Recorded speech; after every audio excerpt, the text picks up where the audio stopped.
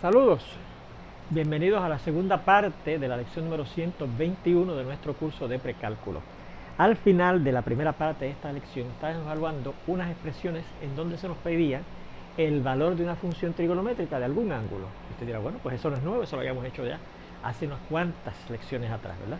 Pero resulta que el ángulo que me dan para yo buscarle el valor de alguna función trigonométrica me lo dan en términos de una función trigonométrica inversa de cierto número, ¿ok? Por ejemplo, mire este ejemplo que llamamos aquí C, porque hemos visto ya el 1A y el 1B, este sería el 1C. Nos piden la cotangente, ¿ven? Esa función trigonométrica de este ángulo. Y fíjense que este ángulo no me dicen que es 125 grados, ni 45 grados, ni 800 grados, sino que nos dicen que es el coseno inverso de negativo 3/4. Pero yo sé que eso quiere decir un ángulo, porque el coseno inverso de negativo 3/4 quiere decir el ángulo cuyo coseno es negativo 3/4. Pues fíjense que el coseno de ese ángulo que está ahí es negativo. ¿Cómo será ese ángulo? Bueno, como estoy buscando el coseno inverso de ese negativo, recordamos cuál es el alcance, ¿verdad?, de la función coseno inverso. Pues es ese intervalo que va desde 0 grados hasta 180 grados. Así que el ángulo que yo estoy buscando aquí tiene que ser un ángulo que mide de 0 grados a 180 grados. Pero como es negativo, ¿dónde va a estar localizado en ese intervalo nuestro ángulo? Pues mire, si estuviera entre 0 y 90 grados, que está ahí dentro de ese intervalo, ¿verdad?, el coseno sería positivo, porque ángulos cuya medida están entre 0 y 90 grados son ángulos del cuadrante 1, y en el cuadrante 1 el coseno es positivo. Pero fíjense que también aquí está incluido los ángulos que van entre 90 grados y 180 grados, y esos son los que están en el cuadrante 2, entre 90 y 180 grados. Y en el cuadrante 2, el coseno sí es negativo, ¿verdad? Bien, así es que eso quiere decir que este ángulo es del cuadrante 2. Por lo tanto, yo estoy buscando la cotangente a cierto ángulo del cuadrante 2. Por lo tanto, ¿cómo es la cotangente de ángulos en el cuadrante 2? También negativa. Porque recuerden que las únicas funciones que son positivas en el cuadrante 2 son el seno y su recíproco, la cosecante, ¿verdad? Así que la cotangente de ese ángulo que está en el cuadrante 2 tiene que darnos negativo. O sea, que ya yo sé que el valor de esa expresión me tiene que dar negativo, porque es la cotangente de un ángulo que está en el cuadrante 2. Bien, pues ¿cómo buscamos ese ángulo? Pues mire, primeramente, como es un ángulo del cuadrante 2, yo puedo pensar, bueno, voy a buscar en el cuadrante 1 el ángulo de referencia de ese ángulo del cuadrante 2. Y si está en el cuadrante 1, el ángulo de referencia, como están todos los ángulos de referencia, es un ángulo agudo.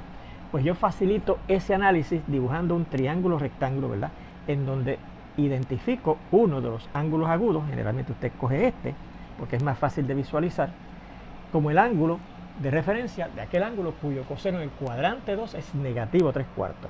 Pero para el ángulo de referencia también el valor de la función coseno es ese mismo, pero positivo, ¿verdad? ¿Y cómo se define la función coseno para un ángulo agudo en un triángulo rectángulo? Pues la medida del lado adyacente entre la medida de la hipotenusa. ¿Se acuerdan? Esa es la definición de la función coseno para un ángulo agudo en un triángulo rectángulo. O sea que la medida del lado adyacente a ese ángulo, ¿verdad?, sería 3, ¿verdad? O sea, este número que está aquí arriba.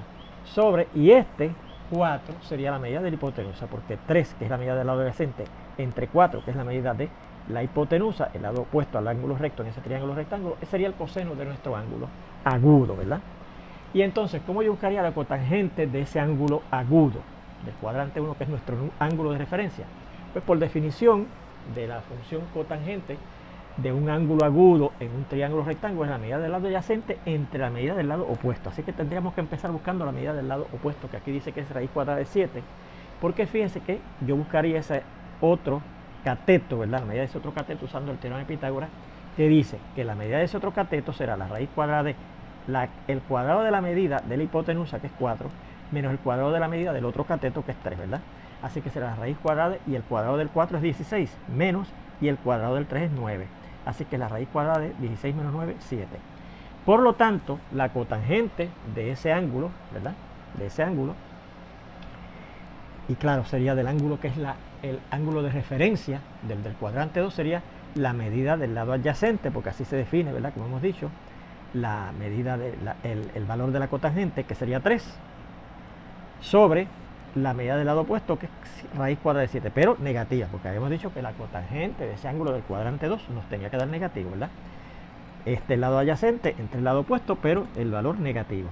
Y como tenemos aquí una raíz cuadrada de 7 en el denominador, lo podemos racionalizar multiplicando, aplicando el principio fundamental de fracciones por la raíz cuadrada de 7 arriba y abajo, así que nos quedará negativo, 3 por la raíz cuadrada de 7, míralo aquí, sobre, y la raíz cuadrada de 7 por ella misma, sale el 7 de dentro de ese radical, porque sería el cuadrado de la raíz cuadrada de 7, sale el 7, y ese sería el valor de la cotangente de ese ángulo cuyo coseno es negativo 3/4, ¿ves? Y fíjense que efectivamente le pusimos el signo negativo, pero habíamos analizado que la cotangente de ese ángulo que está en el cuadrante 2 también tiene que darnos negativo, ¿ves? Bueno, pues fíjense este otro tipo de problema, dice dado que el seno de cierto número o ángulo es x cuadrado sobre 4, determine los valores de las siguientes expresiones. Y la primera nos piden el seno de u más el coseno de u. Bueno, fíjense que ya yo el seno de u sé que es esto, x cuadrado sobre 4. Ahora, ¿qué será el coseno de u? Pues miren, el seno de u, de ese número o ángulo, nos dicen que es x cuadrado sobre 4. Yo voy a identificar u como un ángulo agudo en un triángulo rectángulo. Pues empezamos dibujando nuestro triángulo rectángulo y colocamos el ángulo agudo, en esta posición, ¿verdad? ¿Cómo se define el seno de cierto ángulo agudo en un triángulo rectángulo? La medida del lado opuesto entre la medida de la hipotenusa. Por lo tanto, en ese triángulo rectángulo que estoy dibujando como ayuda, el lado opuesto al ángulo u será x cuadrado y la medida de la hipotenusa es 4, ¿verdad que sí? Porque si yo divido el lado opuesto a ese ángulo de medida u, que es x cuadrado entre la hipotenusa, pues nos da el seno de ese u, x cuadrado sobre 4, que es lo que dice aquí. El seno de la u es x cuadrado, lo opuesto sobre 4, que es la hipotenusa, ¿verdad? Estoy buscando ahora también, además del seno de u, necesito en nuestra expresión el coseno de u. ¿Cómo yo busco el coseno de cierto ángulo agudo en un triángulo rectángulo? Pues la medida ahora del lado adyacente a ese ángulo entre la hipotenusa. Fíjese que la hipotenusa la tengo, ¿verdad? Pero no tengo la medida del lado adyacente. Pero por el teorema de Pitágoras puedo buscar la medida de ese lado adyacente, que es un cateto de ese triángulo rectángulo, que recuerde que era la raíz cuadrada de la medida de la hipotenusa al cuadrado, 4 al cuadrado, menos la medida del otro cateto, que es x cuadrado, también al cuadrado. Así que será la raíz cuadrada de 4 al cuadrado, que es 16, menos, y el cuadrado de x cuadrado es x a la 4. Así que eso es lo que mide este lado, que es el adyacente a nuestro ángulo u, raíz cuadrada, perdón, de 16 menos x a la 4, ¿verdad? Bien. Por lo tanto, el coseno de u, según el teorema de Pitágoras, por lo tanto, el coseno de u, vamos a ponerlo por acá. Míralo aquí. Por lo tanto, el coseno de u será la medida del lado adyacente, que es la raíz cuadrada de 16 menos x a la 4, sobre la medida de la hipotenusa, que es 4, ¿verdad? Y la expresión que nos piden, seno de u más coseno de u, será el seno de u que nos los daban, x cuadrado sobre 4, más el coseno de u que acabo de encontrar, que es la raíz cuadrada de 16 menos x a la 4 sobre 4. Y fíjense que esta suma de estas dos fracciones las puedo efectuar fácilmente porque son fracciones homogéneas, tienen el mismo denominador, ¿verdad? Pues podemos hacer una sola fracción con ese denominador común, que es 4, y sumamos los numeradores, x cuadrado más la raíz cuadrada de 16 menos x a la 4. Y ahí tendríamos el valor de esa expresión, ¿verdad que sí? En el segundo nos piden el seno de 2 veces u. Seno de 2 veces u. Bueno, recuerde que como yo busco el seno del doble de un ángulo o número, pues por una fórmula trigonométrica que dice el seno de 2 veces cierto número de ángulos es 2 veces el seno de ese ángulo por el coseno de ese ángulo. Pues yo tengo que sustituir aquí lo que es el seno de u y lo que es el coseno de u. El seno de u me los daban, que era, míralo aquí, en un principio nos lo decían, el seno de u es x cuadrado sobre 4, y el coseno de u da la casualidad que lo busqué para el ejemplo anterior, que es la raíz cuadrada de 16 menos x a la 4 sobre 4. Así es que al yo sustituir en esa fórmula, ¿verdad?, tendremos que el seno de 2u, que es lo que nos piden, será 2 veces el seno de u, 2 veces el seno de u, que es x cuadrado sobre 4, que nos lo daban, por el coseno de u, que lo busqué en la primera parte, que es raíz cuadrada de 16 menos x a la 4 sobre 4.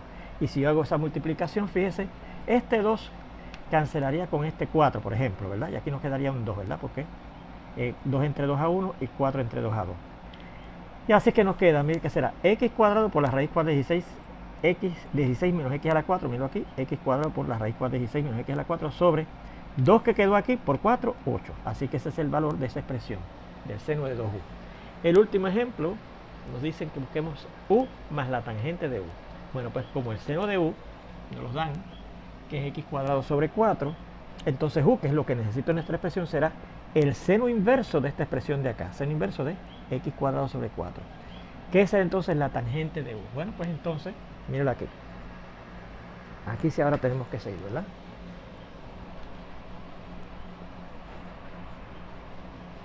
Y del diagrama ¿verdad? Y del diagrama anterior,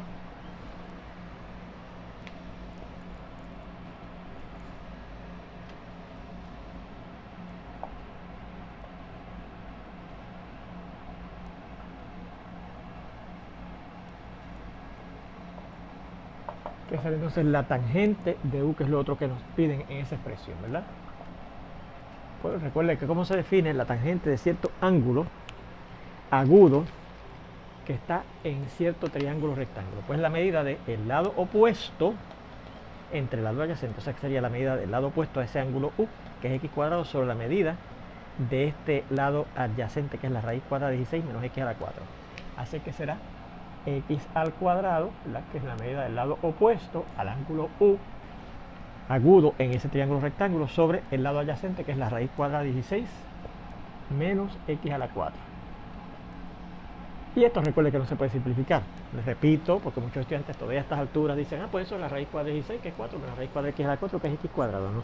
Recuerde que la raíz cuadrada de una resta no es la resta de las raíces, ¿okay? Hay que dejarlo así, ¿verdad? Luego, o por lo tanto, esa expresión u más la tangente de u, ¿verdad? Lo que nos piden, será, bueno, u, encontramos por aquí que es el seno inverso de x cuadrado sobre 4. Seno inverso de x cuadrado sobre 4. Más, y la tangente de u, acabamos de encontrar que es x cuadrado sobre la raíz cuadrada de 16 menos x a la 4. Y eso sería la expresión, ¿verdad? Porque fíjense que combinar estas dos fracciones, si quieren estar sobre 1, pues complica más la expresión, ¿verdad? Así que ahí tenemos el valor de u más la tangente de u, que es lo que nos pedían en esta tercera y última parte. Bueno, pues con esto terminamos este último subtópico de este tópico bastante grande dentro del tema de las funciones trigonométricas, ¿verdad? Que era cómo buscar valores de expresiones que eran funciones trigonométricas de ángulos, pero esos ángulos en términos de funciones trigonométricas inversas de algún número, de algún valor, ¿verdad? O de alguna expresión, como en estos casos, ¿verdad? Muy bien. Bueno, pues vamos entonces a comenzar el último tópico, ¿verdad? El último tópico dentro de el tema de las funciones trigonométricas, que son los números complejos, ¿ok? Pero en particular lo que se llama la forma trigonométrica, ¿verdad? De los números complejos, ¿ok? Forma trigonométrica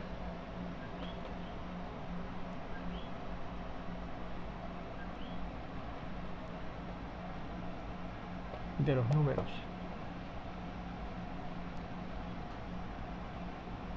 complejos.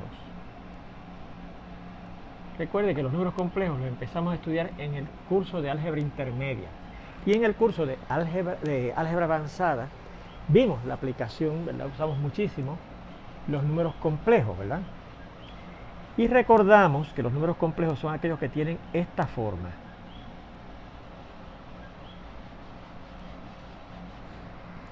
Recuerde que un número complejo son aquellos que se escriben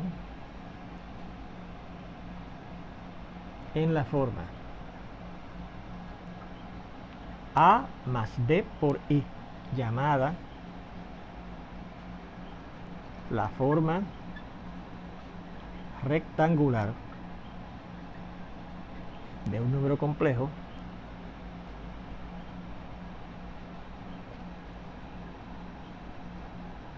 donde estos números A y B son números reales, ¿ok? Y este factor que aparece acompañando al segundo número real en esa suma es la raíz cuadrada de negativo 1, llamada la unidad imaginaria, ¿ok? Bien, y en el álgebra intermedia estudiamos cómo se sumaban, se restaban, se multiplicaban y se dividían números complejos, además de estudiar unos conceptos de cómo buscar el negativo de un número complejo, el recíproco de un número complejo, el módulo de un número complejo, el conjugado de un número complejo. ¿Se acuerdan? Y vimos las propiedades de esos conceptos asociados a un número complejo, ¿verdad? Usted lo puede repasar porque posiblemente no creo que no recuerde mucho de eso porque lo hemos usado mucho en el álgebra intermedio y después en el álgebra avanzada, específicamente en la teoría de ecuaciones. ¿Se acuerdan? Usaban muchísimo los números complejos para resolver ecuaciones polinómicas de grado mayor de 2. Bien. Bueno, pues entonces, fíjense lo que va a ser nuevo ahora. Podemos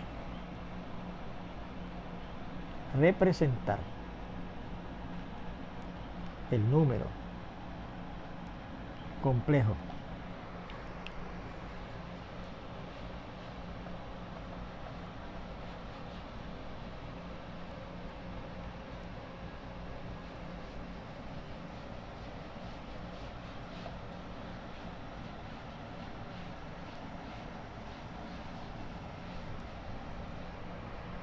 complejo por el par ordenado paréntesis A, B. Recuerden que esa notación, paréntesis, un número, coma, otro paréntesis, es lo que se llama un par ordenado, ¿verdad? Y si hubiesen tres números, a veces se llama un trío ordenado o un tetra o par ordenado, ¿verdad? Así que tiene cuatro componentes. Pero fíjense que yo podría representar el número complejo A más BI de esta manera, ¿verdad? O sea que esto es lo mismo que decir A más BI. Es lo mismo que decir A más BI. Pero entonces en vez de decir A más BI, digo el par ordenado AB. Y ya yo sé entonces que esta será la parte real, ¿verdad? Se acuerda que la parte real de un número complejo, ¿verdad? Es ese número que no tiene la I. Y esta sería la parte imaginaria de ese número complejo, ¿verdad? Que es el número que acompaña a la I, ¿verdad? El B. Así que yo puedo representar un número complejo de esta otra forma, ¿verdad? Bien, y una vez lo tenemos así, un par ordenado, fíjense que eso fácilmente usted lo puede identificar como un punto en un sistema de coordenadas, ¿verdad que sí? Y podemos identificar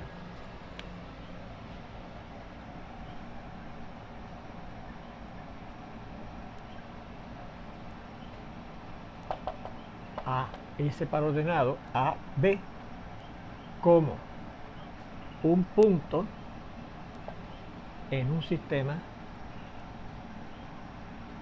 de coordenadas.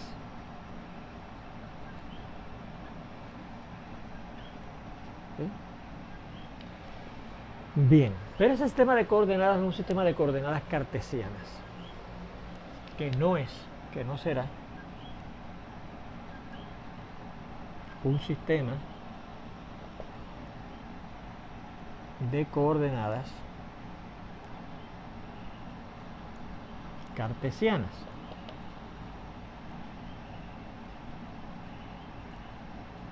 Pero que se comporta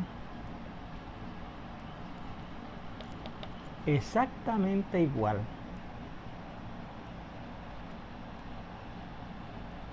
Bueno, pues ¿en qué sentido no es un sistema de coordenadas cartesianas, pero que se comporta exactamente igual? Pues mire, los ejes de coordenadas ahora, en vez de ser dos rectas numéricas, van a ser una recta numérica que se va a colocar igual que el eje de X en forma horizontal, ¿verdad? Y no se va a llamar el eje de X, sino se va a llamar el eje real, porque va a ser una recta numérica, ¿verdad? De números reales, ¿verdad? Una recta horizontal que se llama el eje real, ¿verdad? y consiste de un eje horizontal llamado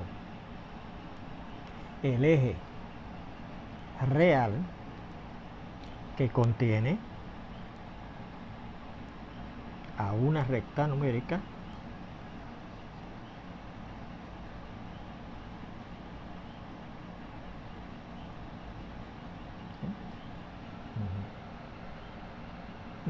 el eje real y el eje imaginario.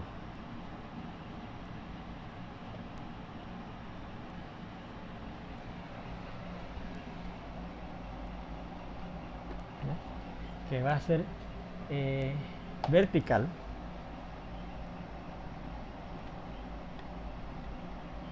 y que contiene a múltiplos de la unidad imaginaria.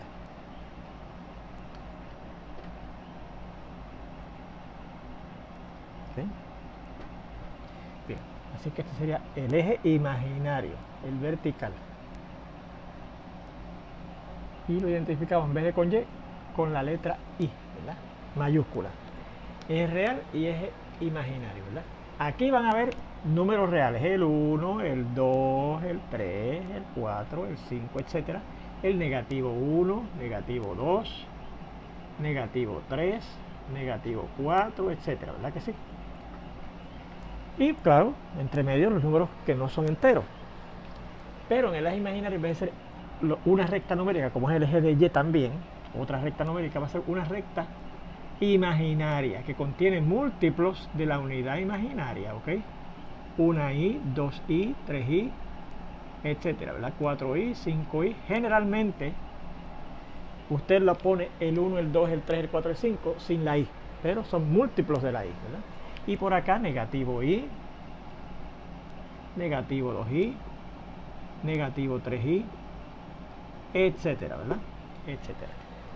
Bien. Y entonces, en ese eje A, y entonces llamamos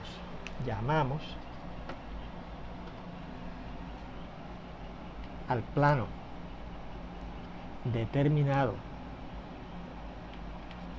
por estos dos ejes. Recuerde que dos líneas que se intersecan determinan un plano. Pues ese plano que determina esos dos ejes se llama el plano complejo. ¿Okay? El plano complejo. ¿Okay? Bien, ¿y cómo representamos en ese plano complejo a los números complejos? Pues precisamente con puntos que se localizan igual que como se buscan en el sistema de coordenadas cartesiano, con ejes reales tanto horizontal como vertical, ¿verdad que sí? En este plano representamos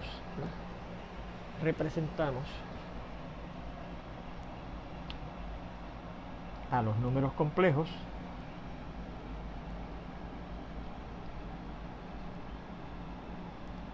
con puntos, con coordenadas, ¿verdad? A, B, esos puntos así, ¿verdad? Parte real y parte imaginaria, ¿verdad?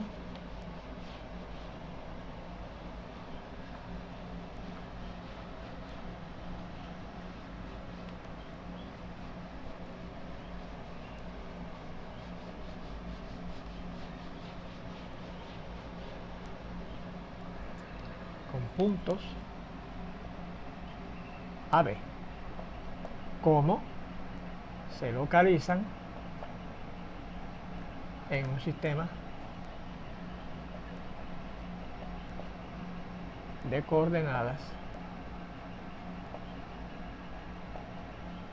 cartesiano?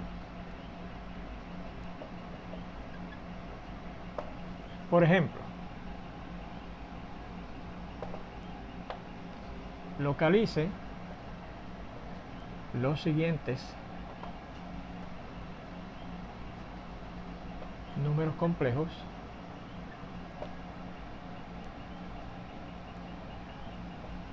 en un plano complejo. ¿Okay? Pues mire, el primero vamos a ver que es el número complejo 3 más 4i. ¿Okay? Pues asociamos número 1.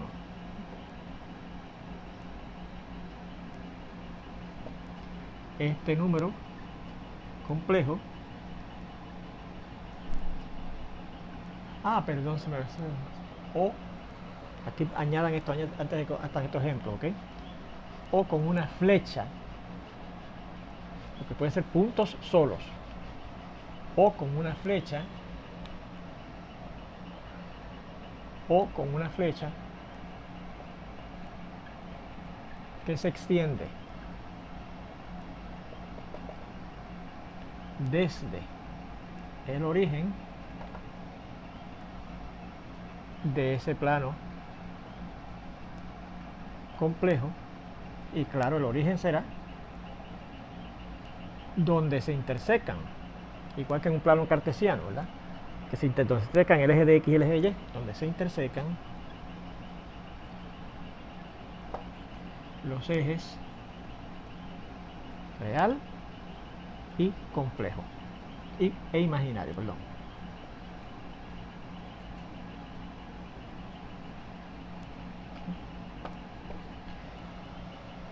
Por ejemplo, represente gráficamente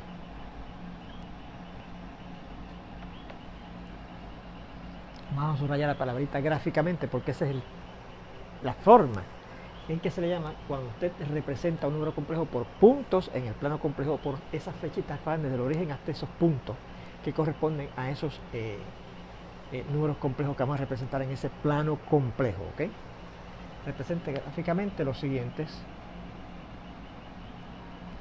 números complejos. ¿Okay? Y el primero, como dijimos, es 3 más 4i. Pues asociamos al complejo 3 más 4i con el par ordenado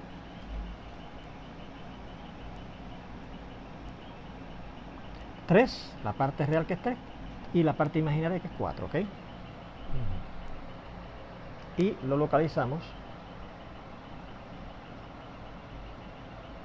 en el plano complejo, ¿verdad?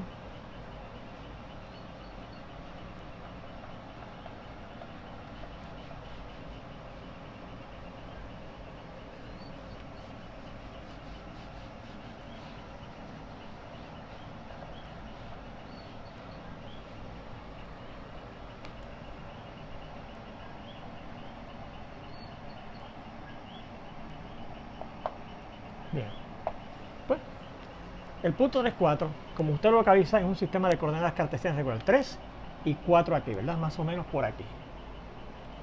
Ese punto 3, 4 es la representación gráfica de ese complejo 3 más 4i. ¿Okay? Fíjense en este otro. Menos 1,5, ¿verdad?